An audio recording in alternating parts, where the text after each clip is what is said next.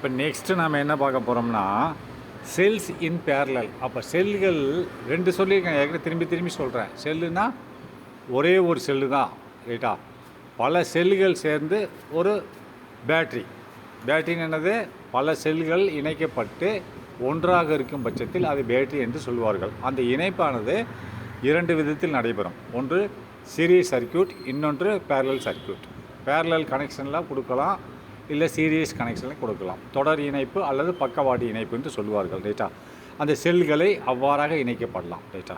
அப்போ next the parallel connection. அந்த parallel கனெக்ஷனை பக்கவாட்டு இணைப்பானது ஆஃப் ஏ பக்கவாட்டு இணைப்பு எப்படி இருக்கும்னு சொன்னால் நல்லா பாருங்கள். இன் பேரலல் கனெக்ஷன் அப்படின்னா பக்கவாட்டு இணைப்பு எப்படி இருக்கும்னா all the positive terminal of the cell அப்படின்ட்டா. அதாவது எல்லா பாசிட்டிவ் டெர்மினல் அப்படின்னா ரெண்டு முனைகள் இருக்கும் ஒரு செல்லுக்கு. ஒன்று பாசிட்டிவ் இருக்கும், இல்லை நெகட்டிவ் இருக்கும். அப்போ எல்லா பாசிட்டிவ் முனைகளும் அப்படின்னு என்ன அர்த்தம்? ஆஃப் செல்ஸ் அப்படின்னு என்ன? செல்களின் எல்லா பாசிட்டிவ் முனைகளும் அப்படின்னு என்ன அர்த்தம்? பல செல்கள் இருக்கிறது. அப்போ ஒவ்வொரு செல்லையும் பாசிட்டிவ் நெகட்டிவ் இருக்கிறது. அப்போ எல்லா செல்லுகளிலும் உள்ள பாசிட்டிவ் முனைகள் ஒன்றாக ஒரு புள்ளியில் இணைக்கப்படுகிறது. அதே மாதிரி எல்லா செல்களிலும் உள்ள நெகட்டிவ் என்னது? டெர்மினல்கள் ஒரு புள்ளியில் இணைக்கப்படுகிறது. அதை சொல்கிறோம். நல்லா பார்த்துக்கோங்க. இன் பேரலல் கனெக்ஷன்னா பக்கவாட்டு இணைப்பில் ஆல் த பாசிட்டிவ் டெர்மினல். அப்போ எல்லா பாசிட்டிவ் டெர்மினலில் ஆஃப் த செல்ஸ் புளுலரில் போட்டிருக்கான், சிங்குலரில் போடல, ரைட்டா? ஒரு செல்லில் பல செல்லுகளில் உள்ள பாசிட்டிவ் டெர்மினல்கள் என்ன செய்கிறது? R connected in one point. இவைகள் எல்லாம் ஒரே புள்ளியில் இணைக்கப்படுகின்றன அப்படின்றான். அண்டு மேலும் ஆல் த நெகட்டிவ் டெர்மினல். அப்போ மீதி என்ன இருக்குது? எல்லா செல்லும் நெகட்டிவ் டெர்மினல் இருக்குது. அந்த எல்லா செல்லில் உள்ள நெகட்டிவ் டெர்மினல்களை இன்னொரு புள்ளியில் இணைச்சிருக்காங்க. அதான் சொல்கிறேன். And all the negative terminals to the second பாயிண்ட்னு போடல, அதில் போட தேவையில்லை. And all the negative terminals of the செல்ஸ்ன்னு போட்டாலே போதும். இவன் உங்களுக்கு கன்ஃபியூஸ் பண்ணுறதுனால புக்கில் அப்படி எழுதியிருக்கான்.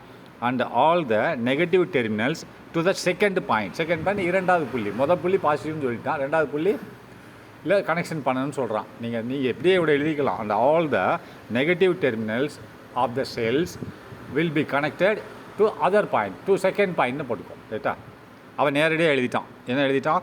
All the negative terminals connected to the second point, இன்னொரு புள்ளி. மொதல் பாயிண்ட்டில் எல்லா பாசிட்டிவ் டெர்மினல்களும், அப்போ ரெண்டாவது பாயிண்ட்டில் எல்லா நெகட்டிவ் டெர்மினல்களும் இணைக்கப்படணும். அப்போது இது போக அந்த ரெண்டு இருக்குது இல்லையா? மொதல் புள்ளி ரெண்டாவது புள்ளி, மொதல் பாயிண்ட் ரெண்டாவது பாயிண்ட், அதை ரெண்டையும் இணைச்சிட்டா இதுதான் பேரலல் சர்க்யூட். அதை தான் சொல்கிறான், ரைட்டா? அப்போ தீஸ் டூ பாயிண்ட்ஸ் இந்த சொல்லிட்டால மொதல் ஒரு பாயிண்ட்டு, அது ரெண்டாவது பாயிண்ட். மொதல் பாயிண்டில் என்ன இணைச்சிருக்கான்? எல்லா பாசிட்டிவ் டெர்மினல்கள் எல்லாம் செல்லில் உள்ள எல்லா பாசிட்டிவ் டெர்மினல்களும் ஒரு பாயிண்ட் இணைச்சாச்சு. அப்போ எல்லா அந்த மீதி நெகட்டிவ் டெர்மினல்கள் எல்லாம் இன்னொரு பாயிண்டில் இணைச்சாச்சு, ரைட்டா? அப்போ இந்த ரெண்டு பாயிண்டில் இப்போ ஒரு பாயிண்ட் பாசிட்டிவாக இருக்கும், ஒரு பாயிண்ட் நெகட்டிவாக இருக்கும். அந்த நெகட்டிவில் இணைச்சது. அப்போ these two points form positive and negative terminals of the battery. இந்த ரெண்டு பாயிண்ட்டுகள் தான் எதை உண்டாக்குகிறது? Positive and negative terminal of the பேட்டரியை உண்டாக்குகிறது. இங்கே பாருங்கள், நான் படத்தில் காமிக்கிறேன்.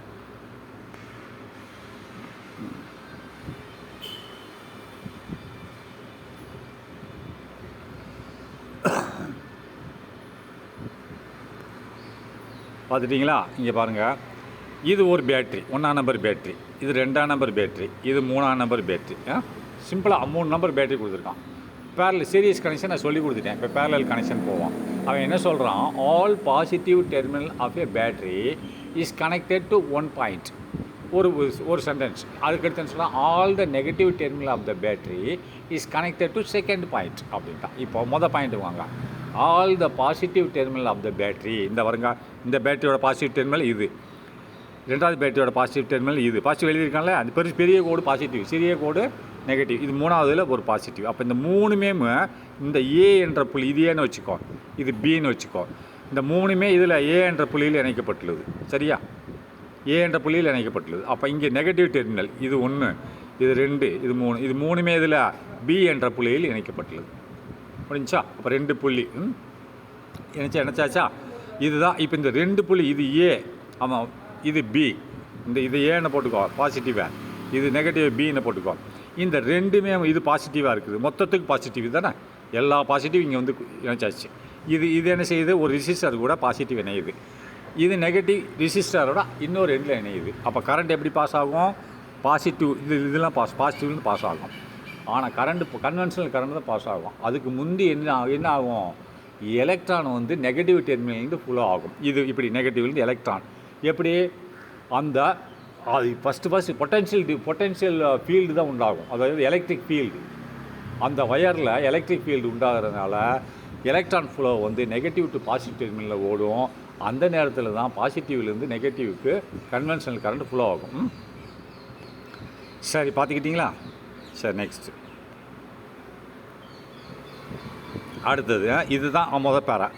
ரெண்டாவது என்ன சொல்கிறான், let n cells be connected in parallel அப்படின்றான் between point A and B. இப்போ நான் பாயிண்ட் ஏ பாயிண்ட் பி சொன்னாலே அது குறிச்சிக்கும். அந்த இடத்துல பாயிண்ட் ஏன்னு உங்கள் புக்கில் இல்லை, ஆனால் இப்போ எழுதிக்கோங்க. இந்த இதில் எழுதியிருக்கான் பாயிண்ட் ஏ அண்ட் பின்னு எழுதியிருக்கான். ஆனால் அந்த இடத்துல பாசிட்டிவ் என்ற இடத்துல ஏ என்றும் நெகட்டிவ் என்ற இடத்துல பி என்றும் எழுதி கொள்ளவும். ரைட்டா? அப்போ let n cells be connected in parallel. லெட்னா வைத்துக்கொள்வோம். n number of cells. அப்போ 3 காமிச்சிருக்கான், அதான் என்னன்னு வச்சுக்கேன், 3 4 5 வாட் எவர் இட் மேபி, ஒன்றுக்கு மேலே. அப்போ n number of cells connected இணைக்கப்பட்டுள்ளது இன் பேரலல், பக்கவாட்டில் இணைக்கப்பட்டுள்ளது. எப்போ எங்கே, between the points A and B, ஏக்கும் பிக்கு நடுவில் n நம்பர் ஆஃப் செல்ஸ் பக்கவாட்டில் இணைக்கப்பட்டுள்ளன. ஏன்ற அந்த இடத்துல போட்டுக்கோங்க, அந்த பாசிட்டிவ்ன்ற இடத்துல ஏ புள்ளி, நெகட்டிவ் இடத்துல பி புள்ளின்னு புக்கில் போடல, நீங்கள் எழுதிக்கோங்க. And a resistance R is connected between point A and B. And a resistance R, அது கனெக்ட் பண்ணியிருக்கான் பாருங்கள். resistance R is connected between point A and B. இங்கே பாருங்கள், அதாவது என்ன சொல்கிறான், இது A, இந்த பாசிட்டிவ் பாயிண்ட் இருக்குல்ல, இது A, இது B. அப்போது லெட் வைத்துக்கொள்வோம் n number of cells is connected between A and B. A and பிக்கு நடுவில் n நம்பர் ஆஃப் செல்ஸ், இது 1 2 3 சொல்லியிருக்கான். 4 இருக்கலாம், 5 இருக்கலாம், 10 இருக்கலாம், ஒன்றுக்கு மேலே தான் n number of cells A and B. பிறகு என்ன சொல்கிறான், அந்த ஏ அண்டு பி ஆனது புள்ளியானது ஒரு ரெசிஸ்டார் ஆர் என்ற ரெசிஸ்டார் கூட கனெக்ஷன் செய்யப்பட்டது. இந்த A and B is connected with external resistor R. ரைட்டா?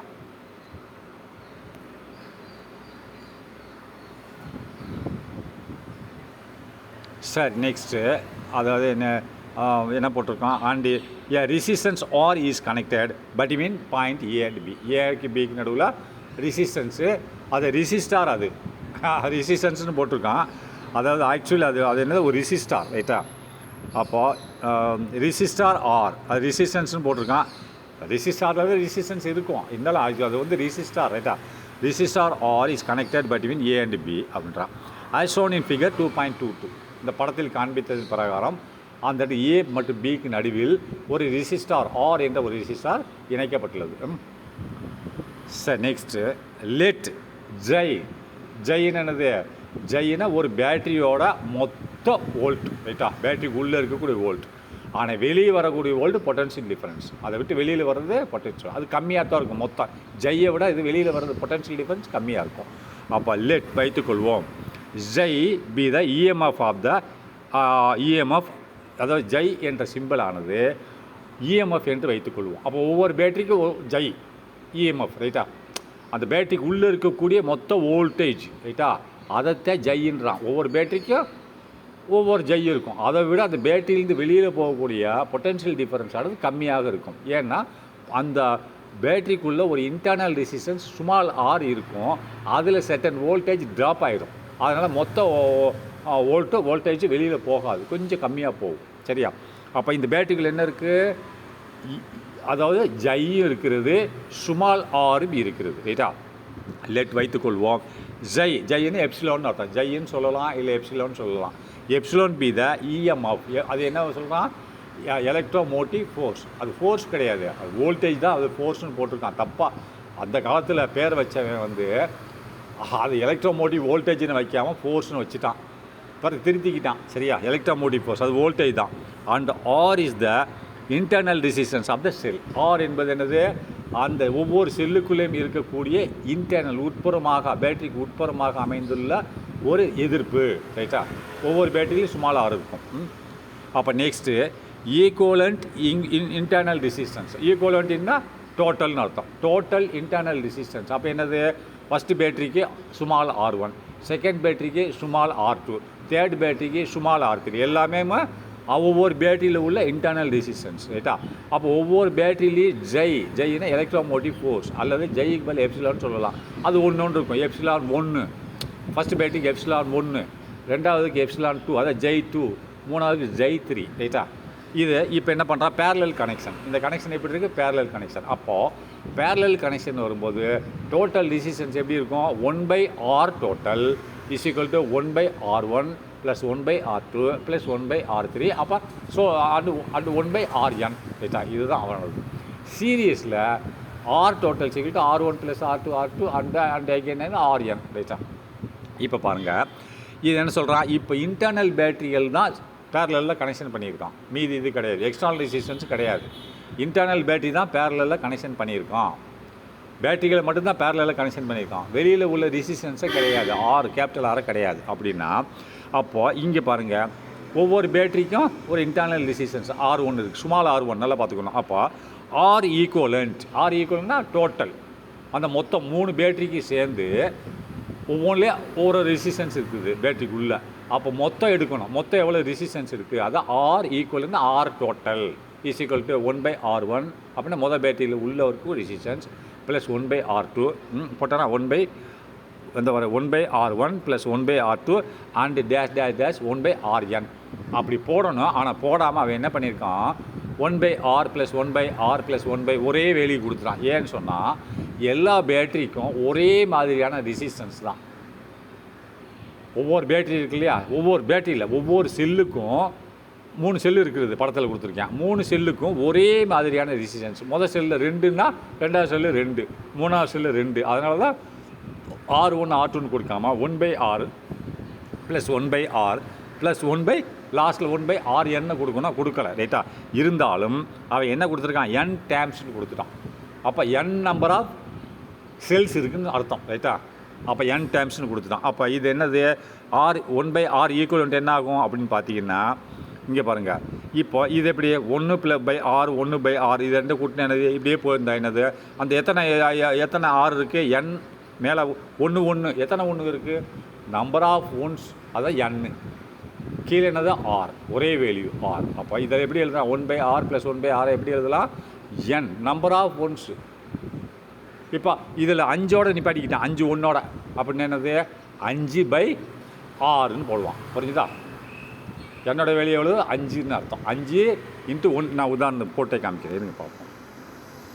இப்போ இது ஏன் n இருந்துச்சுன்னா, இது இப்போ இது உதாரணத்துக்கு வந்து 1/R1 plus 1/R plus 1/R plus 1/R 3ஓட நான் படிக்கிறேன். அப்படின்னு என்ன அர்த்தம், இது 1 2 3 × 1/Rன்னு தான் அர்த்தம்.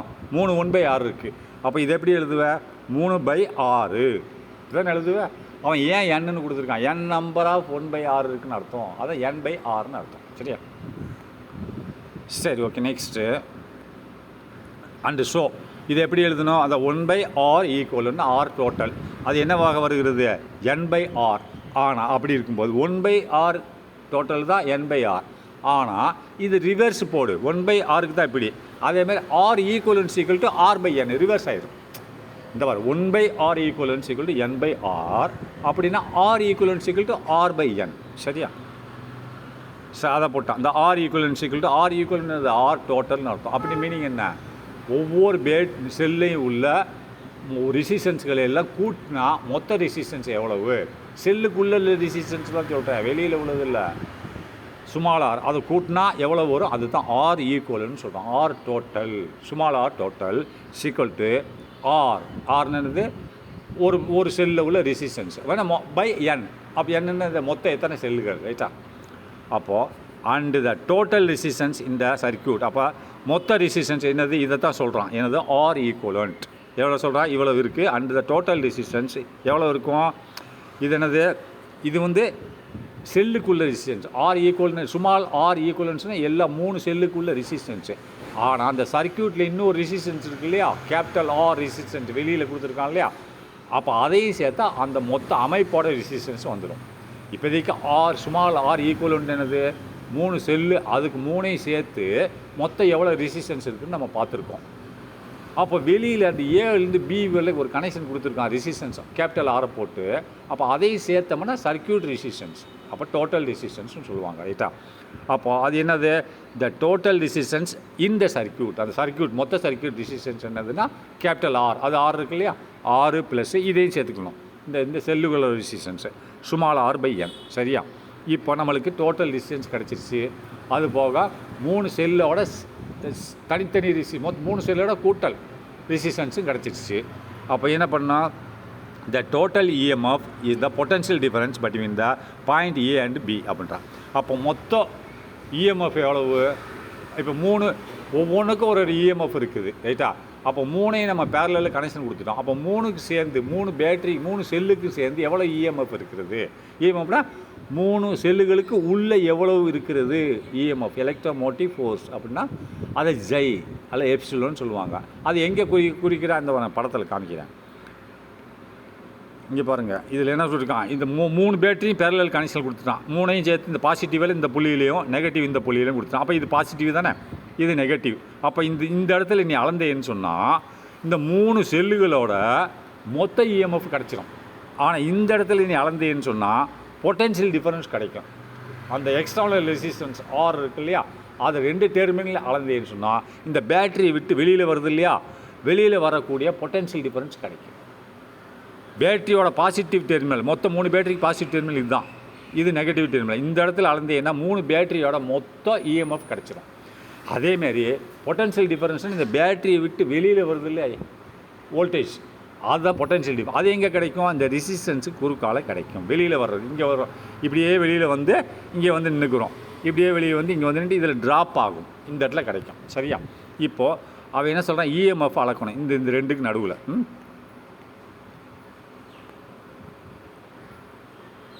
அப்போ த பொட்டன்ஷியல் டிஃபரன்ஸ் அதான போட்டிருக்கான். என்ன எது படித்தான்,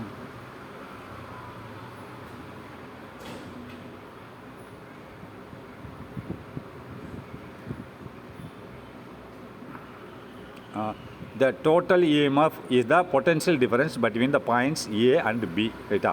அது மொத்தம் இஎம்எஃப் எவ்வளவோ அந்த செல்லுகளுக்கு உள்ள 3 செல்லுகள் பேரலல் கனெக்ஷனில் இருக்கிறதுனால மொத்த இஎம்எஃப் எங்கே அளக்கிறது, ஏக்கு பிக்கு நடுவில் அளக்கலாம் அப்படின்னு சொல்கிறான்.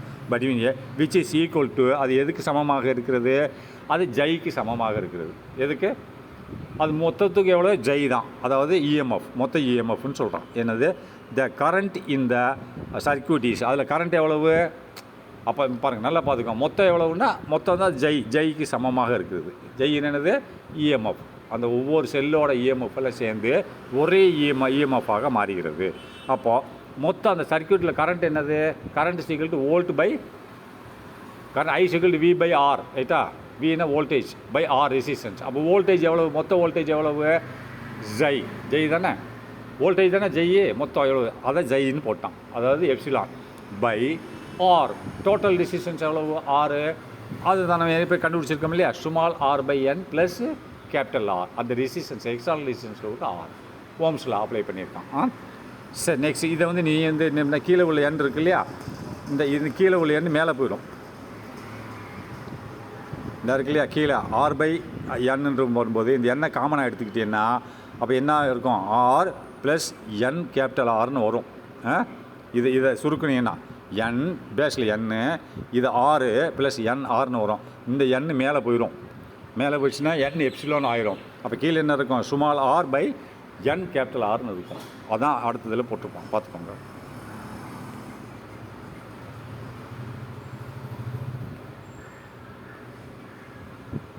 இந்த போட்டோன்னா என் எப்சிலான் போட்டோன்னா அதுக்கடுத்து small R plus n capital R right தானே. சரி, நெக்ஸ்ட்டு கேஸ் 1. இதில் என்ன கண்டிஷன் வச்சுருக்கான்னா, இப்போ ஸ்மால் ஆர் இருக்குது, இதில் கேபிட்டல் ஆர் இருக்குது. ஸ்மால் ஆர்ன்றது பேட்டரிக்குள்ளே இருக்க ரெசிஸ்டன்ஸு, கேபிட்டல் ஆர்ன்றது பேட்டரிக்கு வெளியில் சர்க்யூட்டில் உள்ள ரெசிஸ்டன்ஸு. இது 2 கண்டிஷன் போடுறான். பேட்டரிக்கு உள்ளே உள்ள ரெசிஸ்டன்ஸ் வந்து வெளியில் உள்ள ரெசிஸ்டன்ஸோட கம்மியாக இருந்தால் என்ன நடக்கும், ஒரு கண்டிஷன். 2வது கண்டிஷன், பேட்டரிக்கு உள்ளே இருக்கக்கூடிய ரெசிஸ்டன்ஸ் வந்து வெளியில் இருக்கிற ரெசிஸ்டன்ஸோட அதிகமாக இருந்தால் என்ன நடக்கும். இந்த 2 கண்டிஷனை பார்க்கணும். 2 ரெசிஸ்டன்ஸ் இருக்குல்ல பேட்டரிக்கு உள்ள ஸ்மால் ஆர், 3 பேட்டரியிலே இருக்குது ரைட்டா. அதுமாரி ஸ்மால் ஆரில் ஒன்று சேர்ந்து ஒரு ஆர், ரைட்டா, ஆர் ஈக்குவலண்ட். அது வந்து கேபிட்டல் ஆர் வெளியில் இருக்குது, அதை விட கம்மியாக இருந்தால் கரண்ட் எந்த மாதிரி ஓடும், இது ஒரு கண்டிஷன். இன்னொன்று, அந்த ஸ்மால் ஆர் வந்து கேபிட்டல் ஆரோட ஜாஸ்தியாக இருந்தால் கரண்ட் எந்த விதத்தில் பாயும், அதான் வந்து அவன் கண்டிஷன் 2 வச்சுருக்கான். இப்போ கண்டிஷன் 1 பாருங்கள். கேஸ் 1, இஃப் ஒரு வேளை small R is greater than capital R. Capital R வந்து வெளியில் இருக்குது, ஸ்மால் ஆர் வந்து பேட்டரிக்குள்ளே இருக்குது. அந்த ஸ்மால் ஆரானது கேபிட்டல் ஆரோட மிக மிக மிக அதிகமாக இருந்தால் அப்போ கேபிட்டல் ஆரை வந்து நம்ம ரிஜெக்ட் பண்ணிடலாம், ஸ்மால் ஆரை மட்டும் ஃபார்முலாவில் எடுத்துக்கலாம். அதுதான் மீனிங், ரைட்டா. அப்போ ஃபார்முலா என்ன சொல்லுது? Current is equal to n epsilon by small R by n into capital R தானே. இப்போ நம்ம small R is greater than capital R அப்படின்னு வரும்போது நம்ம எப்படி ஒரு ஆட்டத்தை வந்து அணுவை வெயிட் போடும்போது புரோட்டானோட வெயிட்டு நியூட்ரானோட வெயிட்டை மட்டும் எடுப்போம், எலக்ட்ரானோட வெயிட்டை ரிஜெக்ட் பண்ணிடுவோம். ஏன்னா அது ரொம்ப ரொம்ப கம்மி, அது எடுக்க தேவையில்லை. ஒரு அணுவோட நிறை என்பது, எடை என்பது புரோட்டானோட எடை நியூட்ரானோட எடையோட நம்ம முடிச்சுக்கலாம். ஆனால் இந்த எலக்ட்ரானோட எடையை நம்ம வந்து கம்பேர் பண்ண தேவையில்லை. ஆனால் இருக்குது, அதுக்கு ஒரு எடை இருக்கிறது. அது எவனுமே சயின்டிஸ்ட் எடுத்ததே கிடையாது. அதை வந்து ரொம்ப சிறியது அப்படின்னு. இப்போ 1 கோடி ரூபா வச்சுருக்கேன் அவன் பேங்க் பேலன்ஸு, அவனுக்கு 1 ரூபான்றது என்னது? 1 கோடிக்கு 1 ரூபாய் கம்பேர் பண்ணும்போது அந்த 1 ரூபாயில் கணக்கில் பார்ப்பானா? பார்க்க மாட்டான். அது மாதிரி நெக்லிஜிபிள். அப்போ இங்கே பாருங்கள், R is 2 time greater than போட்டிருக்கான். ஆர் ஸ்மால் ஆர் அப்படின்னு பேட்டரிக்குள்ளே இருக்கிற ஆர் ரெசிஸ்டன்ஸ் ஆனது கிரேட்டர் தென் கேபிட்டல் ஆர். அப்போ கேபிட்டல் ஆர் ரிஜெக்ட் பண்ணிடு, தேவையில்லை. ஃபார்முலா என்ன சொல்லுது? N epsilon by small R plus N R. அப்போ கேபிட்டல் ஆரை ரிஜெக்ட் பண்ணிட்டோம், அப்போ எண்ணுக்கு வேலையே இல்லை, ரைட்டா. அப்போ ஃபார்முலா சிம்பிள் என்னது? என் எப்சிலான் பை ஆர். அப்படின்னா என்ன மீனிங்கு? கரண்ட் எதை டிபெண்ட் பண்ணியிருக்கு பாருங்கள். இப்போ இதை நீ ஒரு செல்லுக்கு பார்த்தீங்கன்னா, அது ஒரு செல்லுக்கு பார்த்தீங்கன்னா என்னது NI1 போடலாம். இது ஐன்றது என்னது? நான் இருங்க, ஐன்றது மொத்தம் 3 செல்லுக்கு சேர்த்து, ரைட்டா. இப்போ புரிஞ்சுதா? அதுதான் என். இதை நான் இந்த ஃபார்முலா, ரைட்டா. இப்போ ஒரு செல்லுக்கு மட்டும் பார்த்தீங்கன்னா இப்போ என் காமன். இந்த இன்றது எப்சிலான்றது வோல்டேஜ், இது கரண்ட்டு. வோல்டேஜ் பை ரெசிஸ்டன்ஸ், இது voltage by resistance equal to current, அதானே. அப்போது இது ஐ1ன்றது ஒரு செல்லோட கரண்ட். அப்போ அந்த என் இங்கே வந்துடும், NI1. அப்போ ஒரு செல்லோட கரண்ட் எவ்வளோன்னு பார்த்தீங்கன்னா எதை டிபெண்ட் பண்ணியிருக்கு? இப்போது என் எப்சிலான் டிபெண்ட் பண்ணியிருக்கு, என் எப்சிலான் ஆரை டிபெண்ட் பண்ணியிருக்கு. அதை தான் இப்போ நம்ம அப்படியும் அப்ரிவேஷனில் சொல்ல போகிறோம். எப்படி சொல்ல போகிறோம் பாருங்கள். இந்த மாதிரி கண்டிஷனில் இங்கே அதாவது ஐ1ன்றது is the current due to the single cell. ஐ1ன்றது ஒரு செல்லோட கரண்ட், ரைட்டா. அதே மாதிரி 3 செல் இருக்கிறது. I1 is the single sell and is equal. அது எதற்கு சமமாக இருக்கிறது? அந்த செல்லோட வோல்டேஜ்னா EMF, எலக்ட்ரோமோட்டிவ் ஃபோர்ஸ், அதாவது அதுக்கு உள்ளே இருக்கக்கூடிய வோல்டேஜ் பை அதுக்கு உள்ளே இருக்கக்கூடிய ரெசிஸ்டன்ஸ்க்கு சமமாக ரிவர்ஸ், அதாவது is directly proportional to the EMF and indirectly proportional to the resistance. அதான் எப்சிலான் பை ஸ்மால் ஆர், ரைட்டா. And is equal to epsilon by small R. அப்படின்னு என்ன அர்த்தம்? எப்சிலானுக்கு நேர் விகிதாச்சாரத்திலையும் ரெசிஸ்டன்ஸுக்கு எதிர் விகிதாச்சாரத்திலும் இருக்கிறது அப்படின்றான். And R is negligible. அந்த கேபிட்டல் ஆர் வெளியில் உள்ள ரெசிஸ்டன்ஸில் நம்ம ரிஜெக்ட் பண்ணிட்டோம், சரியா. தென் பிறகு the current through the external resistance due to the whole battery is n times the current due to the single cell அப்படின்றாங்க. அப்போ இப்படி இருக்கும்போது நம்ம என்னவாக இருக்கும்? கரண்ட் எப்படி பாஸ் ஆகும்னா number of times, n time external ரெசிஸ்டன்ஸில் பாஸ் ஆகும். அதுதான் ஃபார்முலா என்ன போட்டிருக்கான்? n epsilon by R. அப்போ n time of the current. இந்த பாருங்கள், I equal to n number of epsilon by R. அப்போ கரண்ட் இப்போ ஒரு சிங்கிள் செல்லுக்கு எடுத்துட்டான் எப்சிலான் பை ஆர். ஆனால் ரெசிஸ்டன்ஸ் கேபிட்டல் ஆரில் எவ்வளோ கரண்ட் பாஸ் ஆகும்? n நம்பர் அப்படின்றான், n நம்பர் ஆஃப் கரண்ட்ஸ் அப்படின்றான். அப்போ அதை தான் சொல்கிறான். தென் பிறகு த கரண்ட் போகிறது the external resistance R resistance நம்ம ரிஜெக்ட் பண்ணிட்டோம், ஆனால் கரண்ட் போகும் இல்லையா. அப்போ current through the external resistance due to the whole battery, மொத்த பேட்டரியிலேருந்து எவ்வளோ கரண்ட் போகும்? அதான் எவ்வளோ போகும்னா is n times the n number of times. அப்போ n நம்பர் ஆஃப் டைம்ஸ் எதுக்கு? ஆஃப் த இண்டிவிஜுவல் செல், ஒவ்வொரு செல்லோட பார்த்தா of the n number of n times of the current due to the single sell. Single cell தானே I1ன்றது, அது epsilon by R அப்படின்னா ஒவ்வொரு செல்லோட கரண்ட்டை மாதிரி நம்பர் ஆஃப் செல்ஸ் எத்தனை 3 செல் இருந்தால் 3 டைம் கரண்ட் போகும் ரைட்டா, 3 மடங்கு கரண்ட் போகும். அதான் சொல்கிறான். இந்த மாதிரி கண்டிஷனில் இன்னொரு கண்டிஷன் இருக்குது. என்ன இருக்குது? இது வந்து small R is greater than capital R. இன்னொன்று என்ன இருக்குது? Small R is less than capital R. Second condition. சரியா, அதை பார்ப்போம். என்ன போட்டிருக்கான்? ரெண்டாவது கண்டிஷன் இங்கே பாருங்கள். கேஸ் பியில் small R is less than capital R. இது கண்டிஷன். அப்போ இப்படி வரும்போது என்ன வருது ஃபார்முலான்னு பார்த்தீங்கன்னா என்ன வருது? I = வெறும் எப்சிலான் ஆர் தான் வருது. அங்கே என்ன வந்துச்சு? n எப்சிலான் ஆர் வந்துச்சு. ஒவ்வொரு செல்லில் மாதிரி n மடங்கு எக்ஸ்டர்னல் ரெசிஸ்டன்ஸில் பாஞ்சிச்சு. ஆனால் இங்கே அந்த எண்ணெய் காணும். பார்த்தீங்களா? அங்கே I = n epsilon by capital R. அப்படின்னா ஒவ்வொரு செல்லில் உள்ள கரண்ட் எவ்வளவோ அதே மாதிரி எத்தனை செல்லுகள் இருக்கோ அத்தனை கரண்ட்டு பாஞ்சிச்சு. எதில்? கேபிட்டல் ஆர் ரெசிஸ்டன்ஸில். ஆனால் இங்கே பாருங்கள், இந்த small R is less than of capital ஆர்னு வரும்போது என்ன வருது formula? I = epsilon by R தான் வருகிறது. அப்போ இங்கே எது ரிஜெக்ட் பண்ணுறான் அப்படின்னு பார்த்தீங்கன்னா ஸ்மால் ஆரை ரிஜெக்ட் பண்ணிடுறான், கேபிட்டல் ஆரை போட்டுக்கிறான். சரியா? அப்போ n கிடையாது, n நம்பர் ஆஃப் ரெசிஸ்டன்ஸ் ஃபார்முலாவில் வராது. சரியா? அப்போது இது இப்படி வந்த உடனே இது என்னது? அப்போ same current will be flow. ஒரு செல்லில் எவ்வளோ இருக்கோ கரண்ட்டு அதே கரண்ட்டு தான் இந்த ரெசிஸ்டன்ஸில் பாயும். அங்கே எப்படி? எத்தனை செல்லுகள் இருக்கோ அத்தனை கரண்ட்டும் இதில் பாயும். மொதல் கேஸில் n எப்சிலான் பை ஆர் அப்படின்னு போட்டுருந்தான். அப்போ எவ்வளவு small R, n epsilon by small R ரைட்டா. அப்போ ஒவ்வொரு செல்லுலேயும் எவ்வளோ கரண்ட் இருக்கிறதோ 3 செல்லு இருந்ததுன்னா இப்போ மொதல் செல்லில் 1 ஆம்பியர், ரெண்டாவது செல்லில் 1 ஆம்பியர், மூணாவது செல்லில் 1 ஆம்பியர்னா 3 ஆம்பியர் பாயும். ஆனால் இங்கே ஒரு செல்லில் எவ்வளோ கரண்ட் இருக்கிறதோ அவ்வளவு கரண்ட்டு தான் இந்த எக்ஸ்டர்னல் ரெசிஸ்டன்ஸ்க்கு வரும்ன்றான். ஏன்னா இது I = வெறும் எப்சிலான் பை ஆர் தான். அப்போ நல்லா பாருங்கள். த எபோவ் ஈக்குவேஷன் இம்ப்ளைஸன்னா குறிப்பிடுகிறது எதை? The current due to the whole battery, அதை மொத்த பேட்டரியோட கரண்ட் ஆனது இஸ் சேம் ஒரே மாதிரியாக இருக்கும். எப்படி? As that due to the single cell. ஒரு செல்லுக்கு எவ்வளோ கரண்ட் இருக்கிறதோ அந்த அளவு தான் இந்த மொத்த பேட்டரியோட கரண்ட்டும் இருக்கும், அந்த ரெசிஸ்டன்ஸுக்கு வரும்ன்றான். அப்போது நெக்ஸ்ட் கென்ஸ் ஆகவே it is advantages, it's advantages அப்படின்னா இதனோட பிரதிபலன், நம்மளோட நன்மை. நன்மைன்னு வச்சுக்குவோம். அப்போ இந்த மாதிரி இருக்கிறதுனால என்ன நன்மை நம்மளுக்குன்னா, it's advantages to connect cells in parallel when the external resistance is very small compared to the internal resistance of the cell அப்படின்றான். இதனோட அட்வான்டேஜ் நம்மளுக்கு பயன் என்னவென்றால், நல்லா பார்த்துக்கோங்க, டு கனெக்ட் த செல். இந்த மாதிரி செல்லுகள் நம்ம எதில் கனெக்ட் பண்ணியிருக்கோம்? இன் பேரலல் தானே கனெக்ட் பண்ணியிருக்கோம், பக்கவாட்டில். Connect the cells in parallel connect பண்ணியிருக்கோம். எப்படின்னா when the external resistance is very small. இதில் என்னது? எக்ஸ்டர்னல் ரெசிஸ்டன்ஸ் இஸ் வெரி ஸ்மால்னு போட்டிருக்கான், ஆனால் பிக்கு ரைட்டா, தப்பாக போட்டிருக்கான். புக்கில் திருத்திக்கோங்க. எக்ஸ்டர்னல் ரெசிஸ்டன்ஸ் இஸ் வெரி ஸ்மால்னு போட்டிருக்கான். ஃபார்முலா என்ன போட்டிருக்கு? External resistance capital R is big தான் போட்டிருக்கு. இங்கே பாருங்கள், இப்போ புக்கில் தப்பாக எழுதியிருக்கான், மாற்றிக்கோங்க. பரீட்சையில் தப்பு போட்டுருவோம். அந்த பாருங்கள், இது எப்படி டிஃபைன் பண்ணுவேன்? External resistance capital R is greater than the internal resistance small R. அப்படி தான் நம்ம போடணும். அல்லது internal resistance small R is less than capital R. ஆனால் அவன் என்ன கொடுத்துருக்கான்? என்ன போட்டிருக்கான்? புக்கில் தப்பாக போட்டிருக்கான் பாரு.